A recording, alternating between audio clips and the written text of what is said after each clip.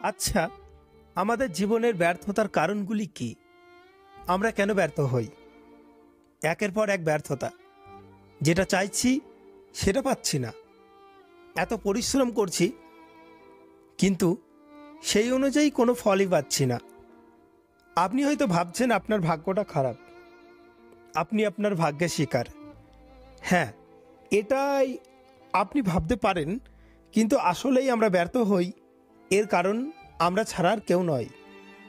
আমাদের কিছু ভুল থাকে, যে ভুলগুলির কারণে আমরা ব্যর্থ হই। চলুন আজকে এটাই খুঁজে বার করার চেষ্টা করব, কোন সেই ভুলগুলি যেগুলি করার ফলে আমাদের সফলতা আমাদেরকে পাশ কাটিয়ে চলে যায়। জীবনে সফলতা না পাওয়ার একটা অন্যতম প্রধান কারণ হচ্ছে একটা সুস্থির লক্ষ্য না থাকা। হ্যাঁ, হয়তো আপনি লক্ষ্য স্থির করেছেন WBCS অফিসার হবেন, আর আপনি ভাবছেন আপনি তো সফল হবেন, কারণ আপনি তো লক্ষ্য স্থির করে ফেলেছেন। কিন্তু তার সাথে সাথে আপনি সেই লক্ষ্যটির পাশাপাশি অন্য আরও অনেক লক্ষ্য নিয়ে রেখেছেন। যেমন ধরুন, কিভাবে বাড়িতে বসে টাকা ইনকাম করা যায়, রেলের পরীক্ষায় কিভাবে পাস করা যায়, ইত্যাদি ইত্যাদি। কিন্তু বন্ধু, এতগুলি লক্ষ্য আপনার জীবনে থাকলে হবে না। আপনার জীবনের লক্ষ্য হওয়া উচিত এক এবং অভিন্ন। এটিকে একটু সহজভাবে বোঝার চেষ্টা করুন। ধরুন আপনি কলকাতা যাবেন, তাহলে আপনি কলকাতা যাওয়ার রাস্তা খুঁজবেন। কিন্তু যদি আপনি নিজেই না জানেন যে আপনি সঠিকভাবে কোথায় যেতে চান, আপনি স্থির করতে পারছেন না। এমন সময় রেলের টিকিট কাউন্টারে গিয়ে আপনি বললেন, আমি কলকাতায় যেতে চাই, বনগাঁয় যেতে চাই, আরও অন্যান্য 4-5টা জায়গার নাম বললেন। দেখবেন আপনাকে পাগল বলে তাড়িয়ে দেবে। আপনাকে নির্দিষ্ট জায়গার নাম বলতে হবে।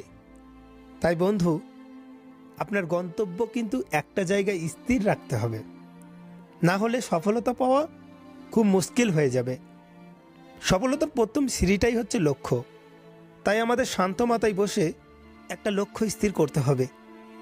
আপনি ভাবুন, আপনি কি করতে চান, কি করতে আপনার ভালো লাগে।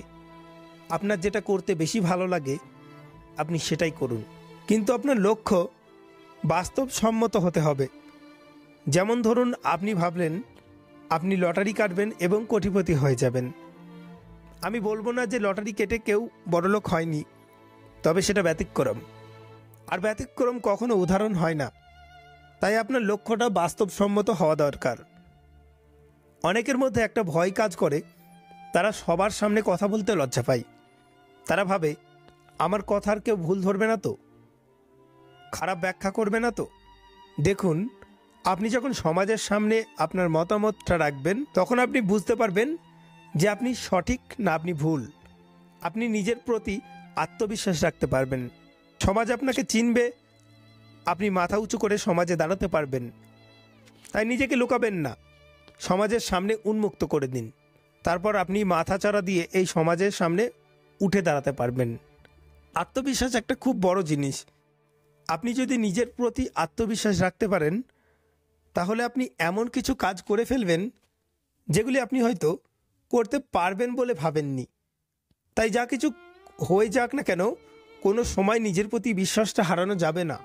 কারণ আপনি যখন নিজেকে বিশ্বাস করতে পারবেন না, আপনার নিজের কাজকে বিশ্বাস করতে পারবেন না, তখন আপনি অন্যকেও আপনার কাজ সম্পর্কে বিশ্বাস করাতে পারবেন না। এছাড়াও আমাদের সফলতার পথে বাধা দেয় কিছু জিনিস, যেমন আমাদের ধৈর্যের খুব অভাব। আমরা অল্পতেই হাল ছেড়ে দিই, অল্পতেই রেগে যাই, আবার নিজেকে সকল সময় অপরের ঊর্ধ্বে ভাবার চেষ্টা করি। এর ফলে আমাদের মধ্যে অহংকার জন্মায়। তাই আমরা কখনো ভালো জায়গায় থাকতে পারি না। স্বামী বিবেকানন্দ খুব সুন্দর একটা কথা বলেছেন, যদি আপনি উপরে উঠতে চান তাহলে আপনি আগে নিজেকে হালকা করুন। আর কিভাবে হালকা করবেন? আপনার নিজের মধ্যে থাকার সমস্ত অহংকারগুলিকে ঝেড়ে ফেলে দিন, দেখবেন আপনি হালকা হয়ে গেছেন। আপনি আপনার অহংকার, ইগো দূর করে ছুঁড়ে ফেলে দিন, দেখবেন তারপরে আপনার নিজেকে হালকা মনে হবে।